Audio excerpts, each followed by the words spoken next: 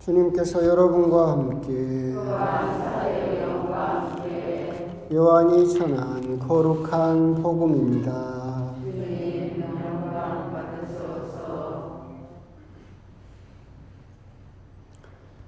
그때 예수님께서는 나타나엘이 당신 쪽으로 오는 것을 보시고 그에 대하여 말씀하셨다.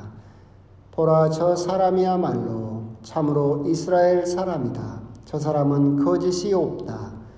나타나엘이 예수님께 저를 어떻게 아십니까? 하고 물으니 예수님께서 그에게 필립보가 너를 부르기 전에 내가 무화과 나무 아래 있는 것을 내가 보았다 하고 대답하셨다.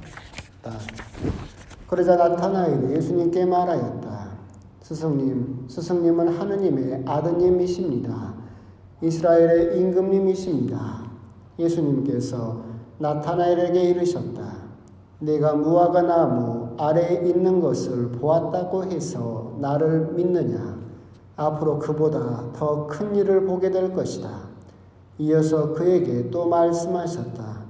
내가 진실로 진실로 너희에게 말한다. 너희는 하늘이 열리고 하느님의 천사들이 사람의 아들 위에서 오르내리는 것을 보게 될 것이다. 주님의 말씀입니다.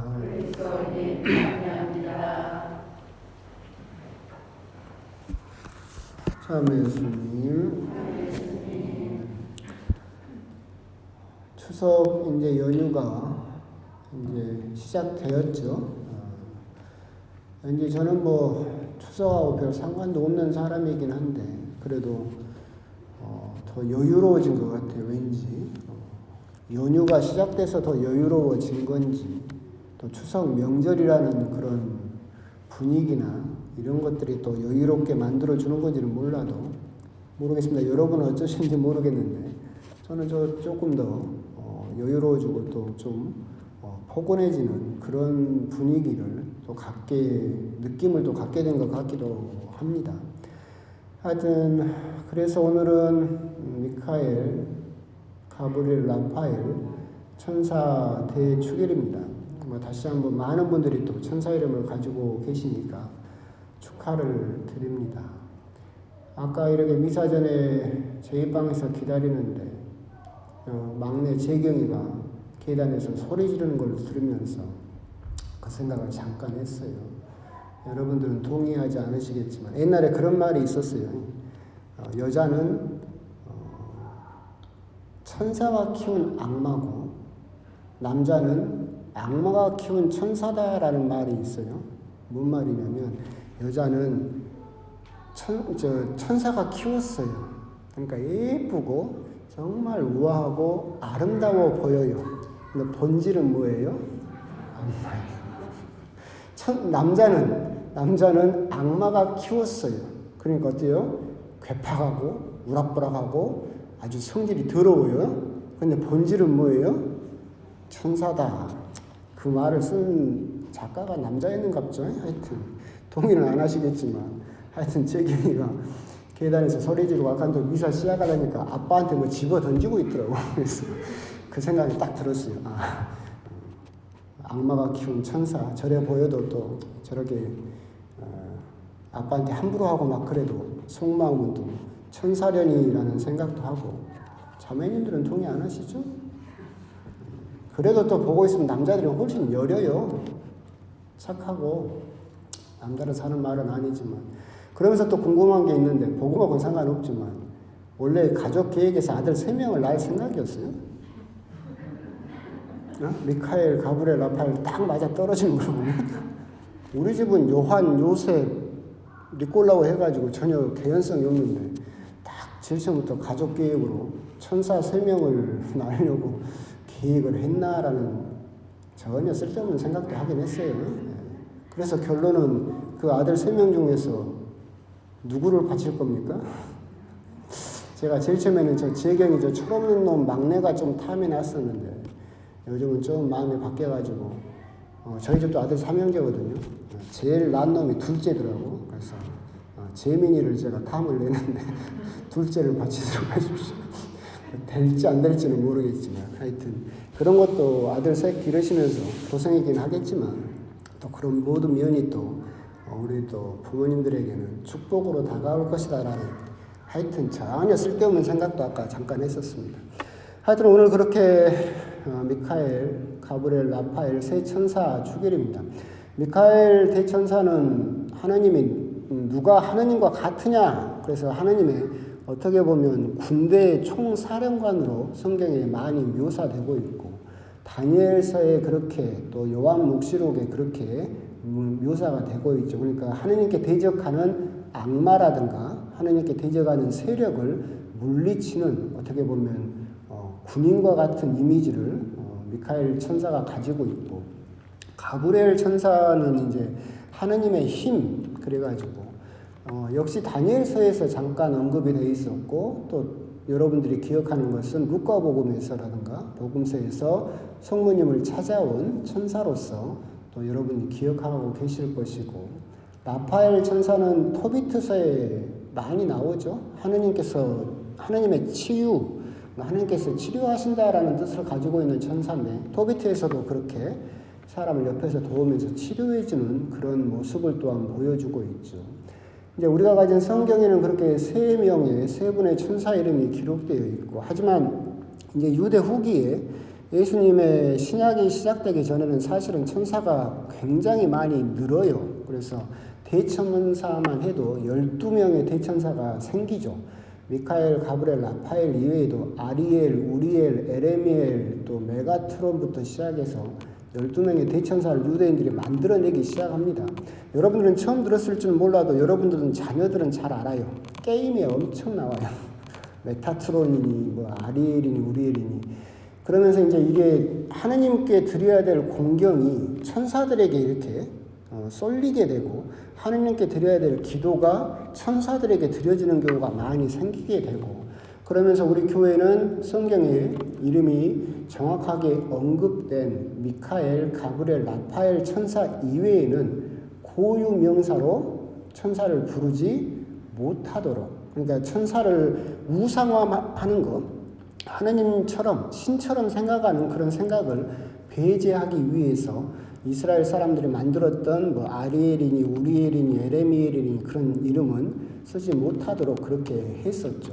물론 이제 여러분들이 성가 같은 것라든가 성경을 읽다 보면 케루빔, 세라핌이 나오긴 하죠. 케루빔, 세라핌이 나오는데 그 천사들은 고유 명사는 아니에요.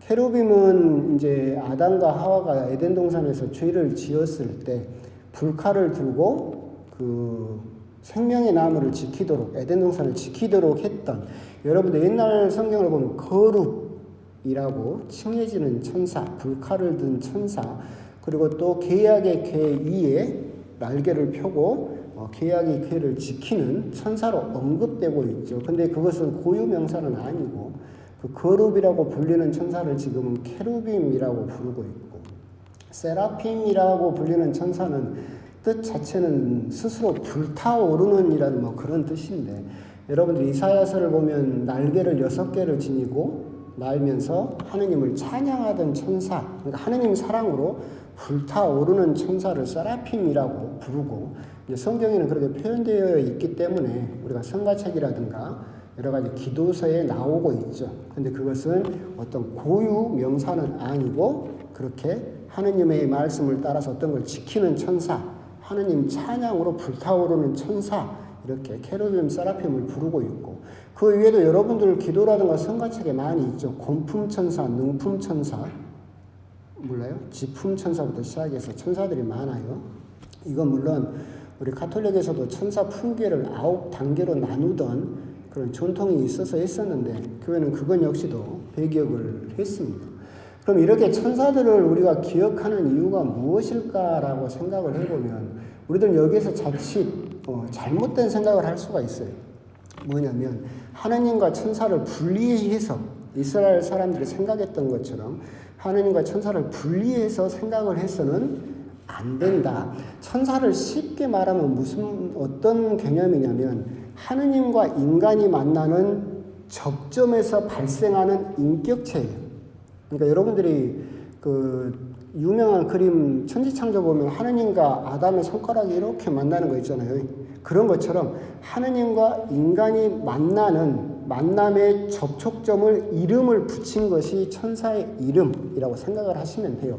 무슨 말이냐면 우리가 인간이 하느님을 직접 볼 수 있어요? 못 봐요. 그 출애굽기에도 나오잖아요. 모세가 하느님을 직접 보고 싶다고 하자 하느님이 뭐라고 대답하십니까? 나를 보면 죽는다라고 해요. 죽는다. 그래서 이렇게 방패를 세워놓고 하느님의 뒷모습만을 봤다라고 되어 있어요. 우리가 왜 하느님을 보면 죽느냐라고 한다면 작은 존재는 큰 존재에게 딸려갈 수밖에 없어요.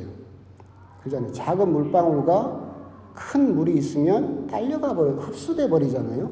그런 것처럼 우리가 하느님을 보게 되면 그 더 큰 존재인 하느님에게 우리 존재가 딸려가 버리겠죠? 당연히. 근데 딸려갈 때 여러분 생각에 맨날 이렇게 먹고 자고 필요한 것을 요구하는 한계가 많은 이 육체를 가지고 하느님에게 흡수될 수 있을까요? 없어요. 하느님은 영적인 존재잖아요. 그러면 어떻게 되느냐면 우리 몸은 놔두고 몸만 흡수가 돼버리는 거예요. 우리 영혼만 딸려가 버리는 거지. 그래서 하느님을 보기는 보겠죠. 근데 인간적인 눈으로 보면 그것은 뭐예요? 죽는 거잖아요. 몸은 여기 있는데 영혼이 하느님께 딸려가 버리면 죽는 거잖아요. 그래서 하느님께서 우리를 죽인다는 뜻이 아니라 너무나 하느님의 존재와 우리 존재에는 존재적인 차이가 격차가 너무 커요. 그래서 우리가 이렇게 한계를 지닌 인간의 몸으로 하느님과 접점이 생겨버리게 되면 사람의 눈으로 볼 때는 죽는 것이고 영적인 눈으로 보면 더 작은 우리의 존재가 하느님께 딸려가 버리는 거지. 그러잖아요. 그렇기 때문에 그래서 하나님께서는 우리를 살리기 위해서 방법이 뭐예요? 봐도 안 죽는 방법을 만드신 거예요. 그게 뭐냐면 천사죠. 천사는 다시 말하면 하나님과 분리되는 그런 것이 아니라 하나님의 한 면을 보여주는 거예요. 그러니까 하나님의 힘, 하나님의 어떤 치유 또는 누가 하나님과 같으냐라는 그런 능력들, 케루빔이나 세라핌처럼 보여주는 그런 능력들은 하나님과 인간이 만나도 인간이 죽지 않도록 하는, 그죠? 접점의 이름이에요.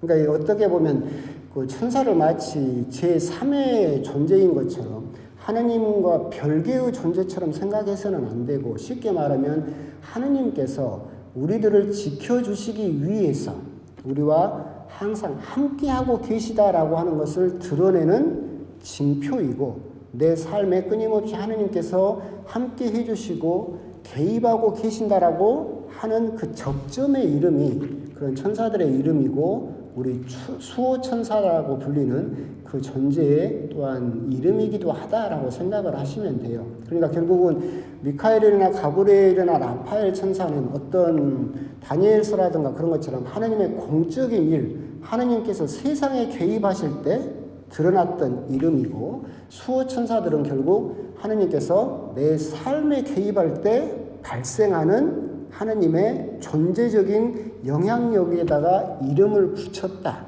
인격을 부여했다라고 생각하시면 되는 거지, 하나님과 결코 별개의 존재로 생각해서는 안 된다. 이 개념을 뭐 조금 이해하기는 어려울 수도 있겠지만, 쉽게 말하면 하나님께서 우리와 함께 해주시고 싶으신데, 우리와 늘 함께 해주시고 싶으신데, 아까 말씀드린 것처럼 하느님의 존재를 접하게 되면 우리들은 죽는다라고 하기 때문에 우리들을 죽지 않고 보호하시기 위해서 당신의 힘이 우리들에게 들어오는 그 힘의 영역, 접점을 결국 천사다라고 이해하시면 되겠고, 그것은 결국 무슨 의미냐라고 한다면 하느님께서 항상 우리와 함께 해주시고 계신다. 어떤 방법을 통해서든 당신은 우리와 함께 해주시기 위해서 천사라는 이름으로 우리들을 계속해서 우리 삶에 개입해주고 계시고